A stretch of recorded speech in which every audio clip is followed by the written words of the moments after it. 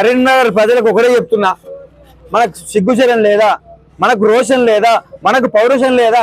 మన పైసలు ఎటు పోతున్నాయి? స్మార్ట్ సిటీ కింద వేల కోట్ల రూపాయలు కొన్ని సంవత్సరాలుగా వస్తున్నాయి. అది కాకుండా మనం జిఎస్టీలు కడుతున్నాం, ట్యాక్సులు కడుతున్నాం. అవి కాకుండా పోలీస్ డిపార్ట్మెంట్ వేసే వాళ్ళు ప్రతి ఫైన్ కూడా మనం కడుతున్నాం. కాబట్టి నేను అదే క్వశ్చన్ చేస్తున్నా ప్రతి ఒక్కరిని. ఇంత పెద్ద లొంద ఈ అశోక్ నగర్ నుంచి మన బొమ్మెంకన్న కాంప్లెక్స్ నుంచి శివాలయం వెళ్లే రోడ్ల మెయిన్ చౌరస్తాలో ఇక్కడ రోడ్డులో మధ్యలో ఇంత పెద్ద లొందు ఉన్నది. ఈ 2 ఫీట్ల వ్యవధిలో ఈ లొందలో ఎవరైనా పడిపోతే లోపలికి 15 ఫీట్ల వరకు చిన్నపిల్లలు కానీ పెద్దవాళ్ళు కానీ ఎవరైనా పడిపోతే మనం కోల్పోయినట్టే, వాళ్ళని చనిపోయినట్టే. నేను ప్రశ్నిస్తున్నా, కలెక్టర్ గారిని అడుగుతున్నా, కమిషనర్ గారిని అడుగుతున్నా, పోలీస్ కమిషనర్ గారిని అడుగుతున్నా, ఎమ్మెల్యే ఎంపీలను అడుగుతున్నా, చనిపోయేదే వచ్చి మీరు ఎక్స్ప్రెషన్ ఇస్తారా?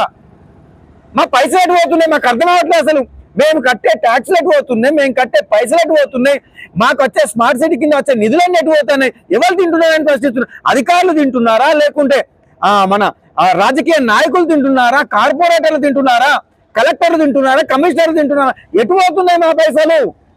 మా పైసలతోనే రోడ్లు ఏమంటున్నా, మీ ఇంట్లోకి వెళ్ళి తెచ్చిమంటలేదు. మేము బాజాతో చెప్తున్నాం కదా, మీ ఇంట్లోకి వెళ్ళి తీసుకొచ్చి మాకు రోడ్లు ఏమనట్లేదు. మా పైసలనే మాకే రోడ్లుగా ఏమంటున్నాం. అది కూడా మీకు చేత కాకపోతే అందరికందరు రాజీనామా చేసేయండి. కలెక్టర్ రాజీనామా చేయండి, కమిషనర్ రాజీనామా చేయండి, పోలీస్ కమిషనర్ రాజీనామా చేయండి, ఎమ్మెల్యే రాజీనామా చేయండి, ఎంపీలు రాజీనామా చేయండి, కార్పొరేటర్లు రాజీనామా చేయండి. మీకు ఎవరికి చేత కాకపోతే ఇంట్లో కూర్చోర్రి, మేము వేరే వాళ్ళని ఎన్నుకుంటాం. ఈసారి కొత్త యూత్ అంతా అనుకుంటాం, అందరం కొత్తలో వేస్తాం, ఎవరికి ఛాన్స్ లేకుండా. మీకు చేత కాకపోతే రాజీనామా చేసి ఇంట్లో వండుకోర్రి, మేము చేసుకుంటాం. మేము ఏ ఫైన్లు కట్టాం, మా పైసలు మాకు ఇచ్చేయరు. జై హింద్, జై భారత్, మీ భారతీయుడు కోట శ్యామ్ కుమార్.